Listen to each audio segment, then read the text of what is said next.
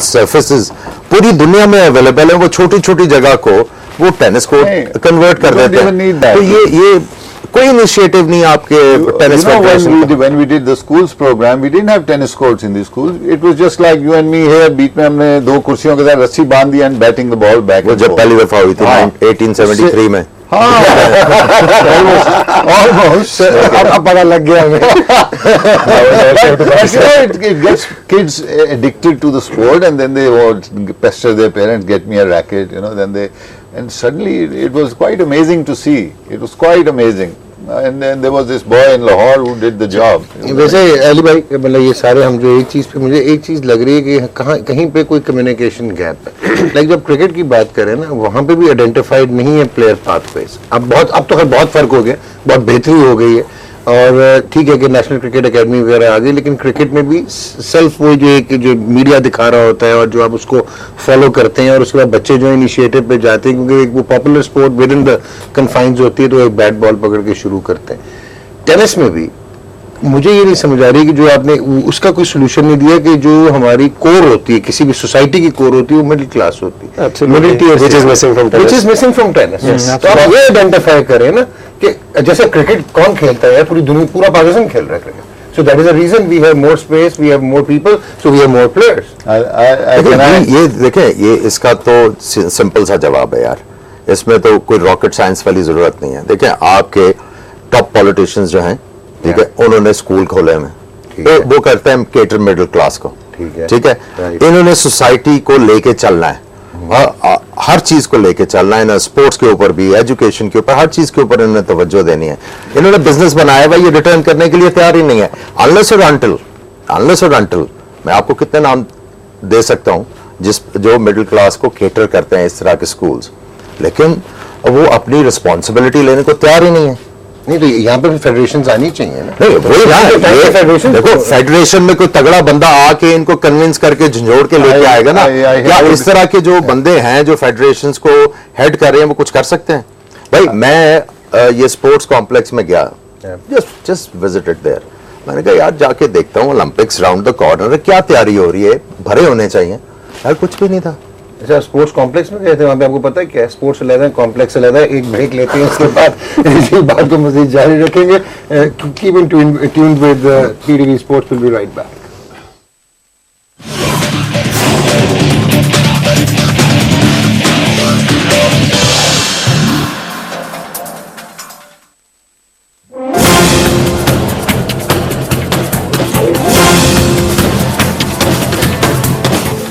सत्रह मई 2001 को पाकिस्तान और इंग्लैंड के दरमियान खेला जाने वाला टेस्ट मैच कई हवालों से एक यादगार और तारीखी मैच था। टेस्ट क्रिकेट का ये 1546वां मैच था। लॉर्ड्स क्रिकेट ग्राउंड में इंग्लैंड का ये 100वां टेस्ट मैच था। इस टेस्ट मैच में इंग्लैंड ने पहले बैटिंग करते हुए पहली इनिंग्स में 391 रन बनाए, जिसमें नासिर हुसैन के 64 और ग्राहम थ्रॉप के 80 रन शामिल थे। डैरन गोल्फ की तबाहकुन बॉलिंग की वजह से पाकिस्तान की पूरी टीम पहली इनिंग्स में 203 और दूसरी इनिंग्स में 179 रन पर आउट हो गई। डैरन गोल्फ ने पहली इनिंग्स में 6 और दूसरी इनिंग्स में 2 खिलाड़ियों को आउट किया, जबकि यूनुस खान को आउट करके टेस्ट मैच में अपनी 200 विकेटें भी मुकम्मल की। इंग्लैंड ने यह मैच 1 इनिंग्स और 9 रन से जीत लिया। इस मैच में इंग्लैंड की तरफ से RJ साइडबॉटम और IJ वार्ड ने अपना टेस्ट डेब्यू भी किया।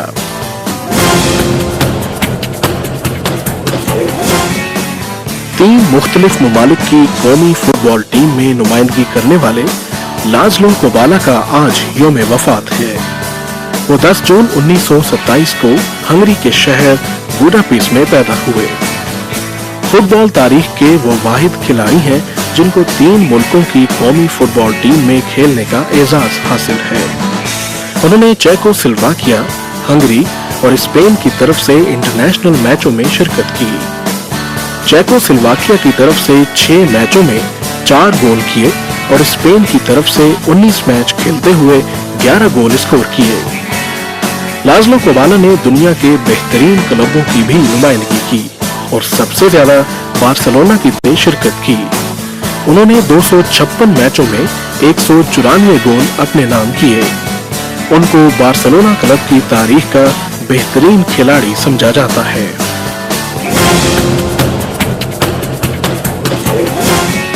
बल्गारिया से ताल्लुक रखने वाली साबिक टेनिस स्टार एलिना पेम्पलोवा का आज यौम पैदाइश है।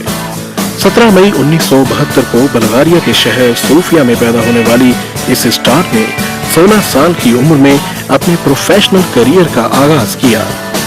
13 साल तक टेनिस के मैदानों में बेशुमार टूर्नामेंट जीते। उन्होंने सिंगल मुकाबलों में 1 WTA और 12 ITF के टाइटल अपने नाम किए, जबकि डबल मुकाबलों में 3 WTA और 8 ITF टूर्नामेंट में भी कामयाब रहीं। एलिना पेम्पलोवा 2001 में टेनिस के खेल से रिटायर हो गई और US grand slam double tournament उनके करियर का आखिरी मैच था।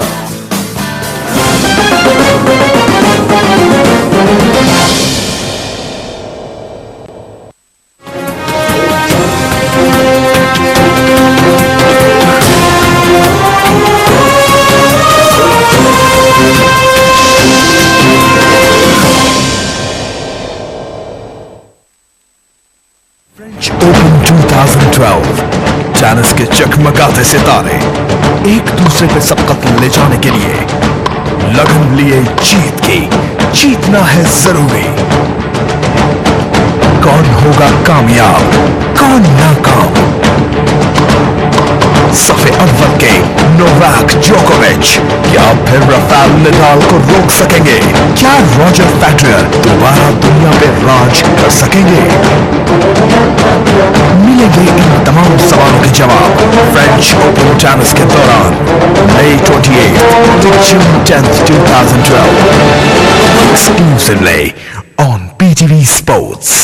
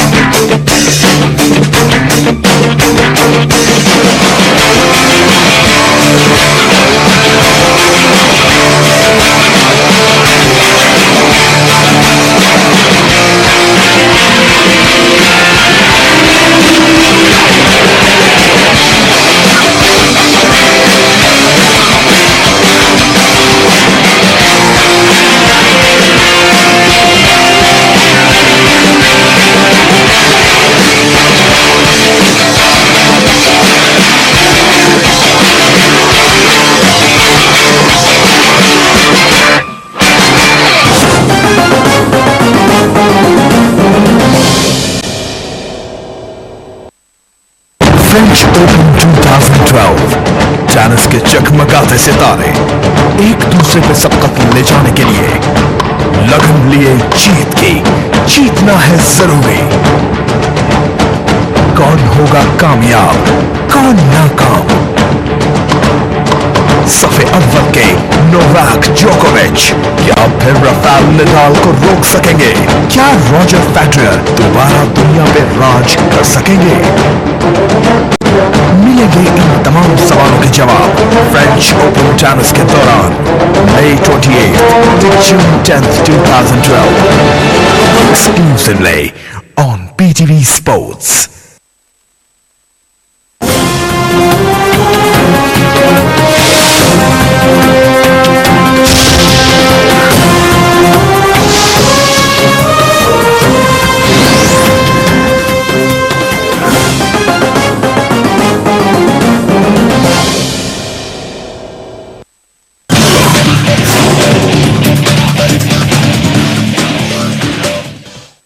Welcome back. अली भाई कोई बात कर रहे थे, सामुल हक की बात कर रहे थे आप, वो कह रहे थे कि वो सिंगल्स में क्यों नहीं, अच्छा वो सिंगल्स में क्यों उसने ब्रेक इन नहीं किया, वो डबल्स में क्यों?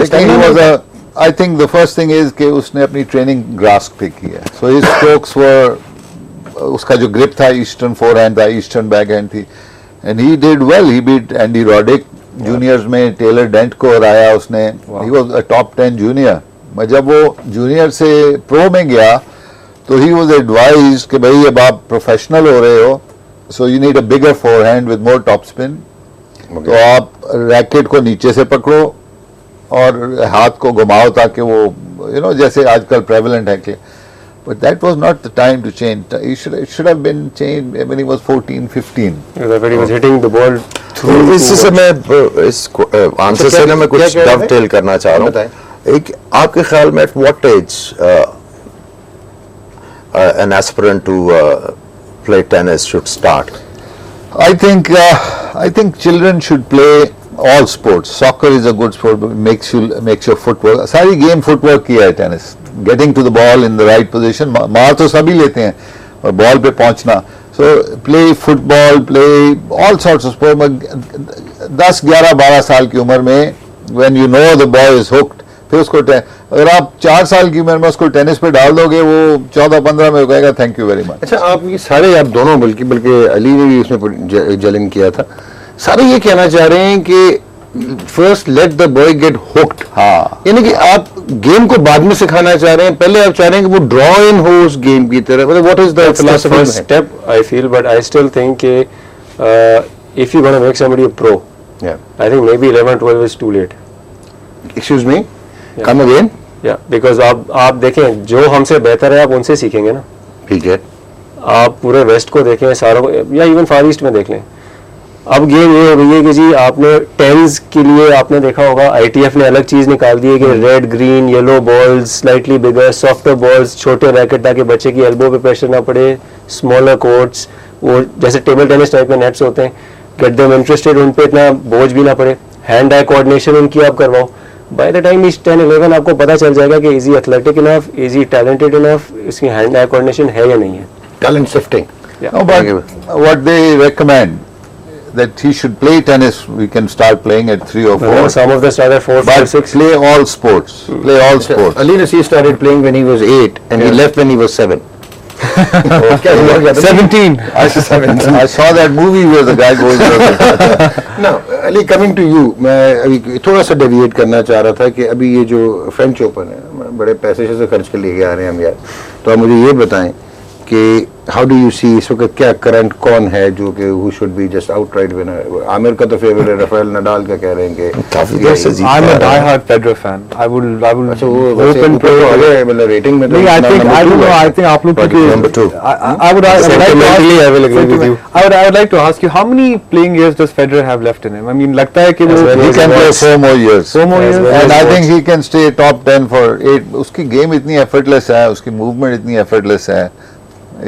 अभी ये जो टेनिस की अभी इसका मेंटल ब्लॉक है थोड़ा नडाल के साथ, अगर वो मेंटल ब्लॉक खत्म हो जाए, बात यह है Nadal has this big top spin forehand, ठीक है, वो किक करके जाती है, ये क्या करता है पीछे जाके जब बॉल नीचे गिरती है फिर उसको लूप करता है, वो फिर नडाल उतनी देर में टाइम एंड स्पेस होता है ना, बॉल इस तरह आ रही होती है, नडाल अंदर आके वो उड़ा देता है बॉल को। And how is Djokovic dealing with Nadal? Because I think Djokovic has a two-hander, वो उठती हुई बॉल को वापस कर देता है, Nadal doesn't know what to do. Djokovic initially काफी मार खा रहा था। अब ये देखें कि इससे आपको प्लेयर्स के वो ईगोस का पता चलता है कि वो कितने हम्बल होते हैं and they want to learn.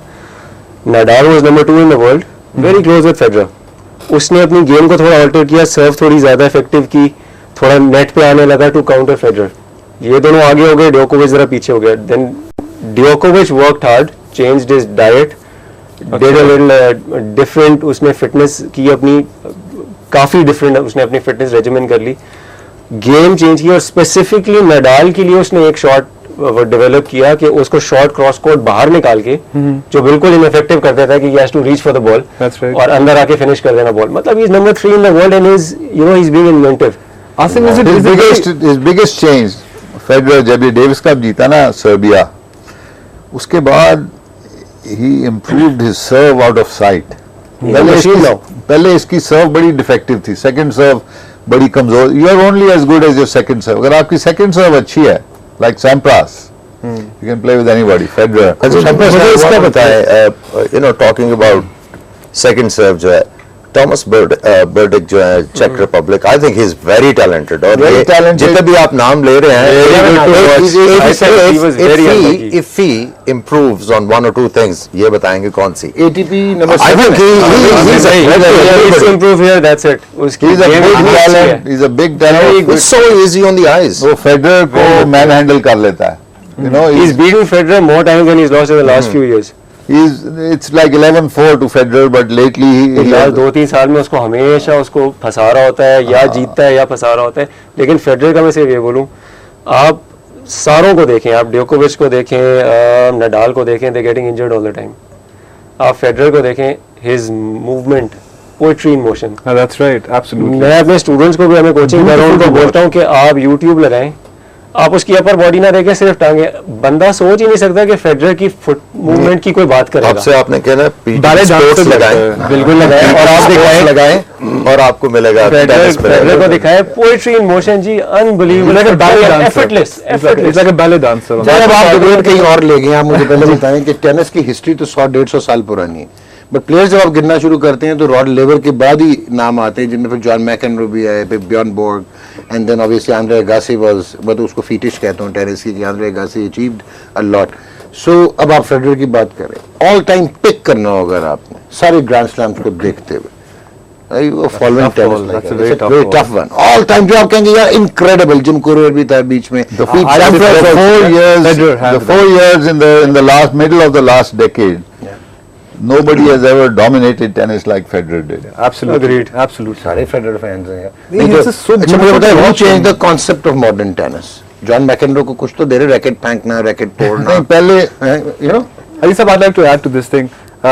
Is Rafael Nadal the best left-handed player ever? Rod Laver is a left-handed player who has won the Grand Slam twice. 2 Grand Slams, Ali. But I'm talking about the modern game. Okay, first of all, that would be kind of disrespectful Like, to. मतलब कि आप कह रहे हैं Donald Bradman को ऐसा girder से उसमें मैं बात कर रहा हूँ. Let's divide it. I think into the last that Let's say last 10 years. last 10 years. Like if we take Contemporary. contemporary. If we take McEnroe, McEnroe, no, you don't have anyone else you उतना अच्छा left. McEnroe, Connors, I would and think Nadal. McEnroe would beat him on grass. number one. Thomas Muster as well. Yeah, Thomas Muster No, वो उनको खा जाएगा Nadal, but McEnroe would beat him on grass. on grass, no? Why? Because he has this swinging serve and then he has this chip and charge, and he has brilliant touch on the volley. How about Ivan Iswich? Even Iswich is a brilliant talent, you know. But he never fulfilled it. No? Genius but too erratic. Yeah. Too erratic. Yeah. Genius but too But erratic. he came, I think he came wild card Was it the entry and he won the personality? Wimbledon. No? He's But that's what made him. That's what made him a amazing. really nice guy, really nice person. पूछ रहे थे, बात कर रहे थे racket तोड़ने की. मैं तो आसिम को देखा हुआ है कोर्ट के ऊपर, हमारे अपने यहाँ लोकल मैकेनरो भी थे, इनको मैंने बहुत दफे इस्लाम मतलब में देखा हुआ है. ये मैकेनरो इंस्पिरेशन था. वो मुझसे वो होगा. Okay, what I wanted to say कि जो एक एरिस्टोक्रेसी का इमेज लेके आया था, जो अब आपको कंटेम्प्रेरी टेनिस में नजर नहीं आता, वो आर्थर एश था, right? Not really. So, He was coming from a black neighborhood. He was bringing tennis to the masses. Aristocracy. और बियॉर्न बोर्ग जो था, वो मुझे वो जो टिपिकल वो नहीं था 1979-80s और फिर वो एल्विस प्रेस्ले स्टाइल ही लगता था कि वो टेनिस You'll में be- charismatic. I think Stefan Edberg would You would be interested to know that I have practiced a couple of times with John Borg. Oh, you have? Don't tell me. Yes. Wow. Where's the autograph? I have a letter from him, you know, just like correspondence. I used to practice with him in Sweden, a couple of times. But कैसा रहा ये कैसे होते हैं मुझे बताएं?